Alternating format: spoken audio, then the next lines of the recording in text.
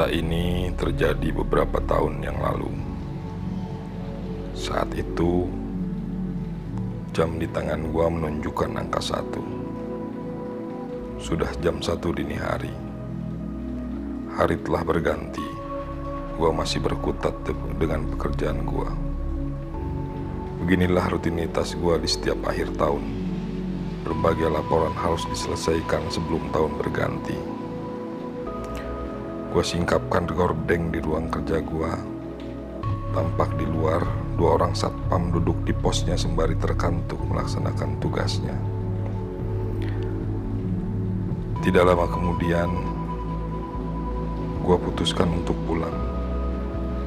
Dengan langkah gontai, gua menuju tempat parkir sepeda motor yang waktu itu hanya tinggal 1 sepeda motor yang terparkir di situ, yaitu milik gua. Setelah sedikit berbasa-basi dengan salah seorang satpam tadi, gua lajukan sepeda motor gua menembus kegelapan.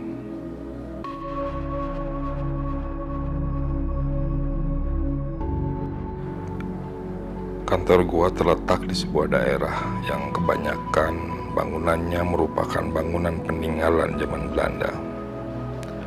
Tentunya dengan ciri khas pohon-pohon besar di kanan kiri jalan. Konon katanya, daerah tersebut adalah salah satu daerah angker di kota kami. Sudah banyak orang-orang yang mengalami kejadian-kejadian aneh di seputaran daerah tersebut. Dan sepertinya, sebutan daerah angker itu dimanfaatkan orang-orang yang tidak bertanggung jawab melakukan kejahatan. Banyak kejadian penjambretan dan perampokan di daerah itu.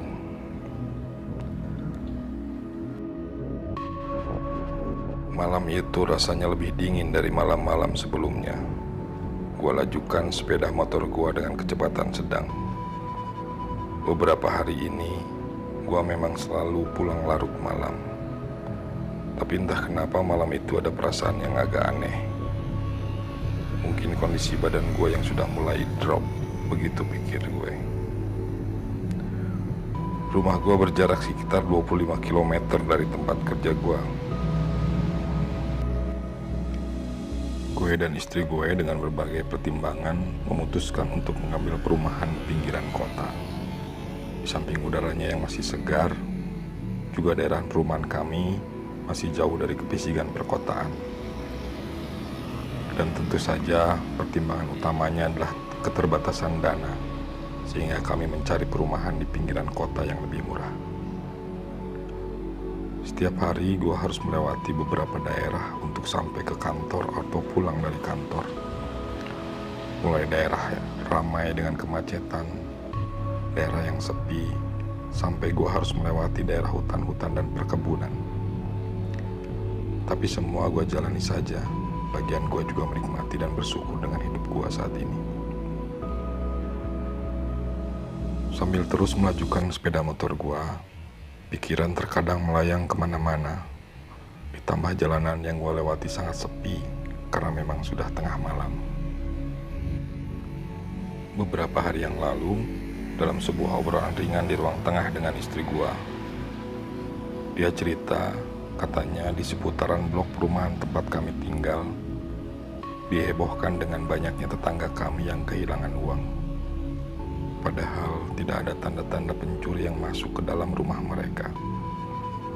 Dan semakin hari, semakin banyak dari tetangga kami yang kehilangan uang, baik di dompet, di tas, dan bahkan ada tetangga kami yang kehilangan uangnya 3 hari berturut-turut. Lamunan gua buyar karena tidak terasa gua sudah memasuki gerbang perumahan tempat gua tinggal. Saat itu, udara terasa dingin sekali. Entah apa sebabnya, gua merasa bulu kuduk gua berdiri. Padahal, sudah beberapa hari ini, gua pulang selalu tengah malam seperti malam ini.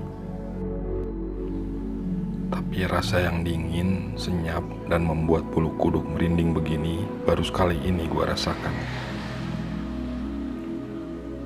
Gua edarkan pandangan gua ke seluruh rumah-rumah yang gua lewati. tapi malah semakin membuat rasa gua takut.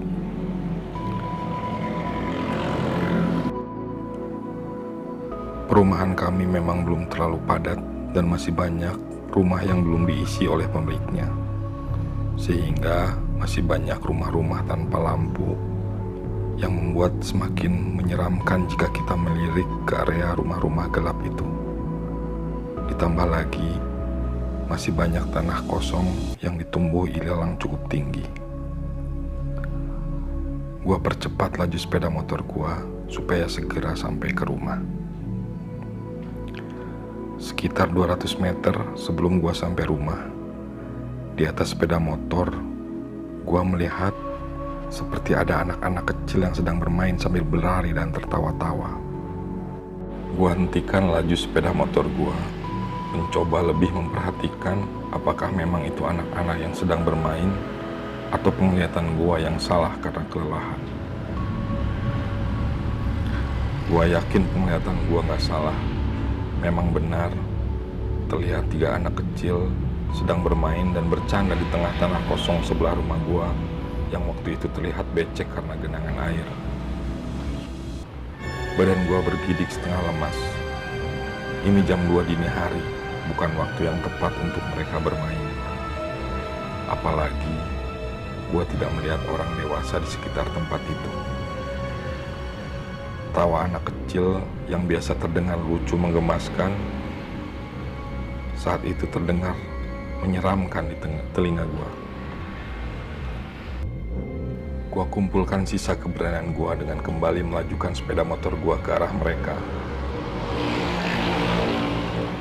Gua sorotkan lampu jauh, berharap jalanan lebih terlihat terang. Gua hentikan sepeda motor gua di depan pagar rumah dengan lampu sepeda motor yang tetap menyala menggunakan lampu jauh. 3 anak kecil itu semakin jelas gua lihat. Ya, mereka memang nyata anak-anak yang sedang bermain. Tidak ada yang salah dalam penglihatan gua. Tiba-tiba, sorotan lampu sepeda motor gua yang menimpa area tempat mereka bermain membuat salah satu di antara mereka menoleh dan menatap tajam ke arah gua sambil menyeringai.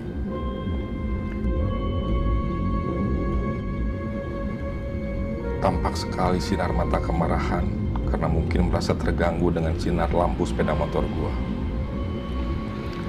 Seketika itu juga, tiba-tiba ketiganya serentak berlari meninggalkan tempat itu ke arah rimbunan alang-alang.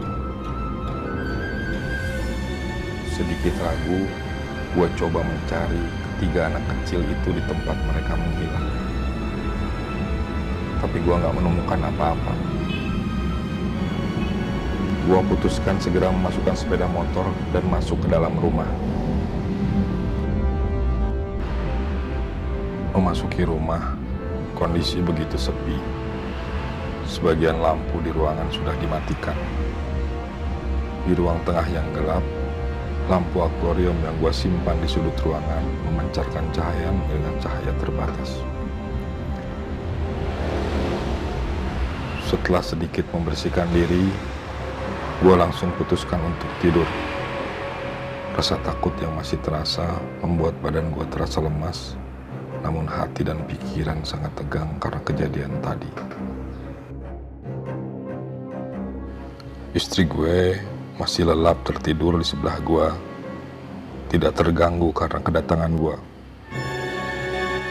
Pikiran gua masih berkecamuk karena kejadian tadi, antara percaya dan tidak percaya.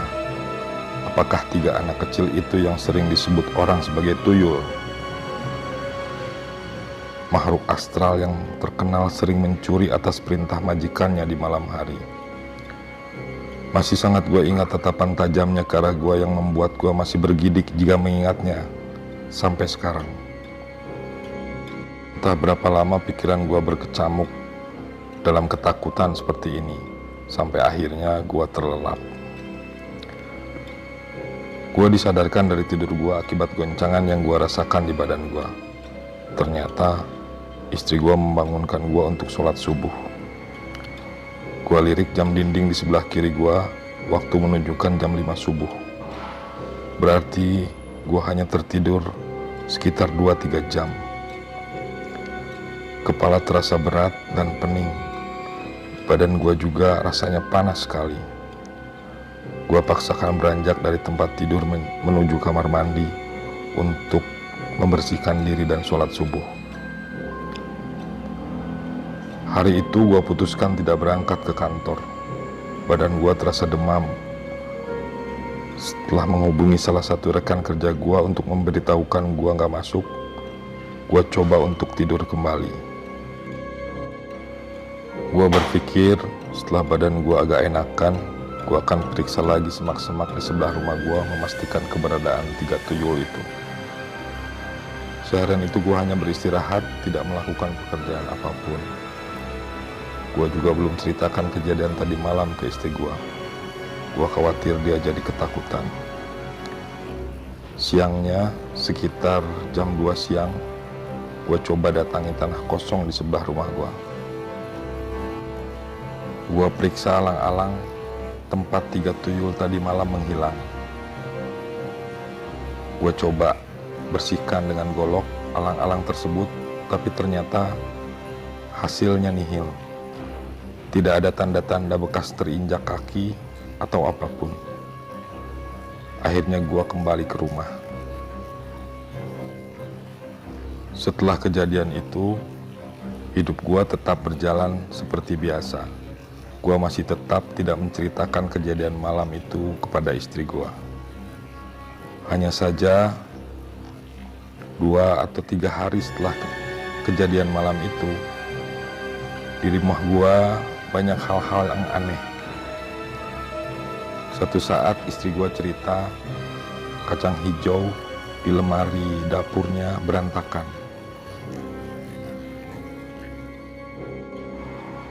Di hari yang lain, ketika gua terbangun karena ingin ke belakang, gua melewati ruang tengah dan gua lihat ada seperti anak kecil sedang memperhatikan akuarium di ruang tengah gua.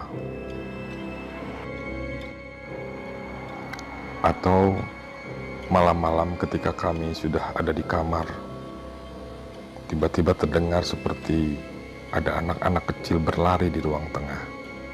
Ketika kita tengok ke sana, ternyata tidak ada apa-apa. Sementara berita kehilangan uang dari tetangga kami semakin lama semakin sering.